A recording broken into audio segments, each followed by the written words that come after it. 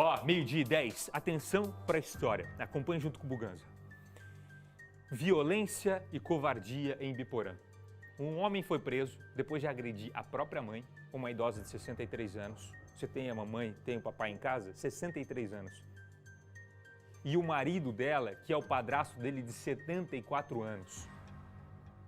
Os dois foram brutalmente agredidos. Para vocês terem uma noção, esse idoso de 74 anos levou diversos socos, chutes, foi jogado no chão. Rafael Machado está ao vivo comigo com mais informações. Esse agressor ainda revirou toda a casa, Rafael, deixou tudo destruído e os idosos tiveram que parar no hospital, infelizmente. Conta pra gente mais detalhes dessa história, Rafa. Pois é, Buga, uma situação lastimável que aconteceu neste final de semana na cidade de Ibiporã. É um crime bárbaro, né? A agressão contra o idoso, claro, desperta muita atenção por parte das autoridades e também muita revolta de quem está assistindo realmente essa notícia. Daqui a pouco vai ver essa matéria completa. Mas esse caso, Buganza, aconteceu ali na rua Nicolau Barbie, ali bem pertinho da entrada da cidade de Ibiporã.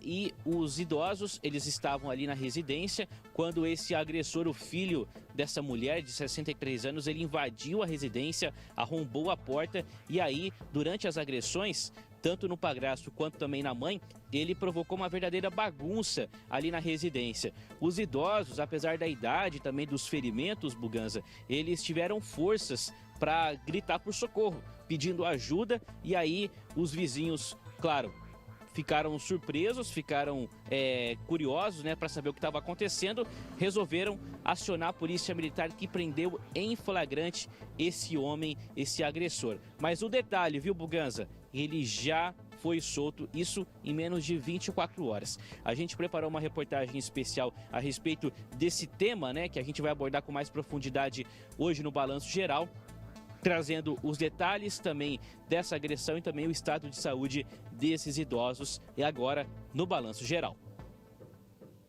As agressões aconteceram dentro dessa casa no Jardim Éden, em Ibiporã. Ela foi totalmente revirada pelo suspeito, que arrombou a porta. Ele espancou o idoso de 74 anos e a mulher dele de 63. As vítimas ainda conseguiram gritar por socorro, o que chamou a atenção dos vizinhos, que acionaram a polícia. O idoso foi bastante agredido na cabeça e tomou um soco no olho que ficou roxo. Ele disse aos policiais que ainda foi jogado ao chão e levou diversos chutes no tórax. A mulher dele também contou para a polícia que tomou um soco na barriga. O agressor, que é filho dela, estava prestes a fugir, mas foi preso em flagrante. Os PMs chegaram em frente à residência denunciada, viram que o portão estava trancado, mas a porta da casa estava arrombada. Lá de fora, eles já ouviram gritos de socorro, desesperados. Estavam pedindo ajuda. Os PMs pularam o portão, correram para dentro da casa e se depararam com um cenário de destruição. A casa inteira estava quebrada, bagunçada e um casal de idosos estavam feridos. O suspeito já estava tentando se evadir pelos fundos da casa, estava na cozinha. Estava em aparente estado de surto psicótico. O homem desobedeceu à voz de abordagem dos policiais e quis entrar em luta corporal com os PMs. Ele foi contido, detido e encaminhado para um pronto-socorro e, após ser medicado, foi conduzido para a delegacia, onde ele foi autuado pelo crime. O idoso agredido segue internado no Hospital Cristo Rei para se recuperar dos ferimentos. Já o agressor foi solto após pagar fiança e, segundo vizinhos, teria voltado para a residência onde espancou a mãe e o padrasto. A polícia deve agora investigar se essa foi a primeira agressão cometida pelo rapaz. O crime é tão grave contra o idoso que existe uma lei específica. Está previsto no Estatuto do Idoso diversas situações que caracterizam violência. Você pode ter certeza que nesse caso não está somente caracterizado aí a violência física contra esses idosos. Vai competir ao delegado que vai apurar esse inquérito, apurar diversas outras situações de violência, também psicológica, constrangimento, a violência de outras formas que somente essas pessoas vão poder narrar no cotidiano o que esse homem estava fazendo eles passarem, não somente de dor física, mas também psicológica. 12h15, Rio Duro é isso, né? foi lá, agrediu a mãe, agrediu o padrasto, mandou os dois para o hospital, estragou o final de semana da família, não é? Deixou eles feridos, acabou com a casa, foi preso e já está solto. É o que dificulta bastante, não é? Pagou a fiança e já voltou a morar na mesma casa. E não para por aí, porque agora eu vou ao vivo, direto da nossa redação, trazendo mais informações com a nossa Bruna Mello, do Portal RIC+, porque infelizmente tem informações sobre um homem de 57 anos que é procurado por tentar matar o pai de 82. E é chocante a forma como ele tenta matar o pai, Bruna. Conta pra gente. Boa tarde pra você. Boa tarde, Buganza. Boa tarde para todo mundo que está acompanhando o Balanço Geral. A gente, então, traz aqui este fato lamentável registrado em Apucarana, aqui na nossa região. Este idoso de 82 anos deu entrada no hospital ali de Apucarana com sintomas claros de envenenamento. A gente colocou essa matéria ali no RIC+, contando essa história. E a Polícia Militar foi acionada no hospital, porque ali a equipe desconfiou do que estava acontecendo. Para os policiais, este idoso contou que o filho seria, então, o culpado por este envenenamento, porque não era, e atenção para essa informação, não era a primeira vez que o filho tentava matar o pai. Desta vez ele colocou veneno de rato para esse idoso comer e ele deu entrada, então, no hospital com sintomas de envenenamento. Este idoso conseguiu ali fazer essa denúncia e a Polícia Militar foi até a casa da família, mas este homem não foi encontrado, então ele não foi preso e está sendo procurado. Não temos essa atualização se ele foi encontrado, mas no momento em que a denúncia foi feita, este homem já tinha fugido. Ele que tentou então matar o pai 2 vezes, uma delas com veneno de rato. Esse idoso ali continua internado para tratar. Afinal, estamos falando de um homem de 82 anos, né, Buganza? Isso. Tá certo, Bruna, obrigado pelas informações. É a segunda vez a suspeita, não é, Bruna, que ele teria tentado matar o pai.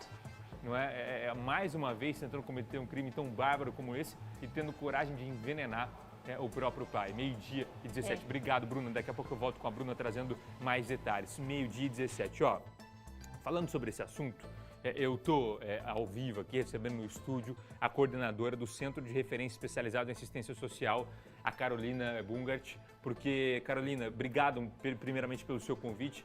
Chama muita atenção a agressão do final de semana. Sim. E, infelizmente, os dados não são bons, né? Boa tarde para você. Sim, bom, boa tarde. Obrigada, agradecemos o convite, né? Sim. Eu acho que é um tema muito importante para a gente estar conversando, porque isso tem se tornado uma certa rotina, né? Uhum. No serviço que nós atendemos hoje, nos CREAS, que são Centros de Referência Especializados de Assistência Social, nós ofertamos o atendimento, a oferta do atendimento a esses idosos que são vítimas de violência e de violações de direitos. Então, a gente percebeu um agravamento muito maior por conta da pandemia. Mais pessoas em casa? Será que foi isso? Mais pessoas em casa. A violência física, ela não era tão vista antes, então nós passamos a perceber uma maior predominância de violência física. Então, a gente acredita o quê? Começa com uma violência psicológica, uma ameaça, um xingamento, uma agressão verbal, e ela acaba evoluindo para a violência física. Então, todos ali isolados, naquele período de isolamento, não podendo sair, principalmente os idosos, que eram um grupo de risco, então eles não podiam sair, não podiam procurar por nosso serviço, essa ajuda, não podiam procurar por uma delegacia, sim, por um Ministério Público, então a gente percebeu que agravou bastante nesse período. Carolina, a gente tem um agravamento e o que explica isso? Falta de punição ou realmente falta de conscientização? A gente até fez uma enquete sobre isso. Tem como a gente chegar num consenso? É muito difícil, as duas coisas caminham juntas. Sim, eu acho que é um pouco dos dois, né? Eu estava até vendo a sua enquete que realmente a falta da punição, eu acho que hoje os procedimentos que são tomados, eles acabam sendo um pouco lentos, porque a gente precisa de uma medida imediata muitas vezes ali, né? E isso às vezes não é possível ser tomado. Então, a medida de afastamento acaba que o idoso não quer naquele momento, né? Então, ele acaba revendo e às vezes ele se culpabiliza por aquela situação, né? Nós estamos nessa situação por minha culpa, então a gente começa a ver uma naturalização dessa situação de violência. Está muito vulnerável, né? Às Exatamente. vezes não tem para onde ir, Exato. É muito mais fácil você perdoar um filho, sim, né? Sim. Então, causa todo esse constrangimento para o idoso também. Sim, o agravamento também do uso abusivo de substâncias psicoativas, né? A gente tem percebido isso muito. Então, isso leva a diversas violências, seja a psicológica, a física, a violência patrimonial, né? A exploração financeira que a gente fala. Quer tirar dinheiro do idoso. Isso, a todo custo, né? Então, às vezes, está tão ali precisando, né? Naquele momento do do uso da droga e acaba espancando, né? Acaba roubando dinheiro, roubando pertences da casa do idoso para poder vendê-los e fazer o uso da droga. Isso é muito comum a gente atender também. Estruturação do sistema, acho que é o mais importante, a gente ter delegacias para atender, mais conscientização, mais campanhas até para tentar conscientizar essas pessoas e a gente como comunidade também fazer o nosso papel, né? Sim, as delegacias especializadas de atendimento ao idoso, eu acho que é um ponto muito importante que você coloca, a gente precisava, assim, urgente, não a nível de município, estado, é a nível nacional mesmo, para que esse idoso possa procurar ajuda no momento que ele precisa. Hoje, nossa oferta de serviço, às vezes eles nos ligam e peçam, olha, por favor, me socorrer agora. Mas não é âmbito da política da assistência social. O que nós vamos promover é um acompanhamento, orientação, encaminhamento e o fortalecimento da função protetiva da família. Mas socorrê-lo naquele momento, infelizmente, hoje ainda é algo que precisa melhorar, sabe? Para a gente fechar, Exato. Carolina, hoje, se alguém estiver acompanhando o Balanço Geral, está sofrendo a violência, é um idoso, não aguenta mais, mas tem medo de denunciar, ou alguém que está acompanhando o idoso sendo agredido, não sabe onde denunciar. Quais são os principais canais para a gente conseguir socorrer esses idosos? Sim, hoje nós temos o Disque 100, né, que é um Disque de Direitos Humanos, que ele é de sistema, é o nível nacional, então o idoso pode estar ligando, ele pode também procurar pelas unidades de CREAS para atendimento. Hoje nós temos em Londrina a oferta de 3 unidades de CREAS para fazer esse primeiro atendimento.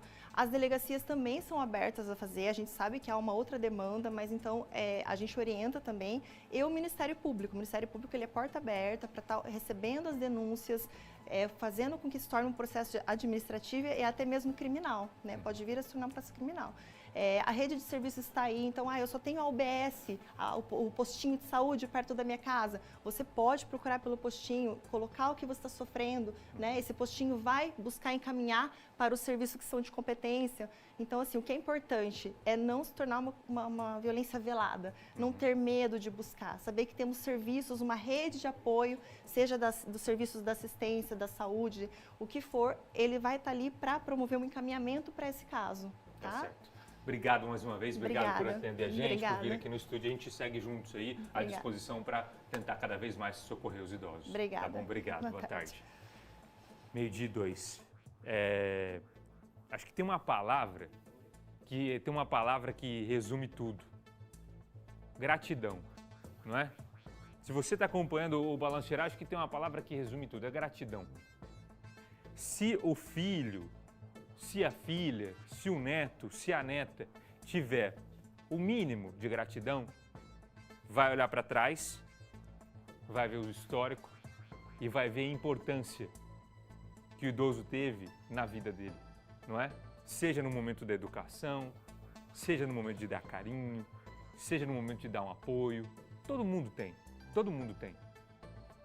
esse apoio dos idosos. Então, chega um momento que os papéis se invertem, não é? Os papéis se invertem. Antes, o pai que cuida do filho. Chega um determinado momento que o filho passa a cuidar do pai, não é? Se existir um mínimo de gratidão, a gente vai aqui, ó, diminuir essa violência contra os idosos, não é? 12:23, vamos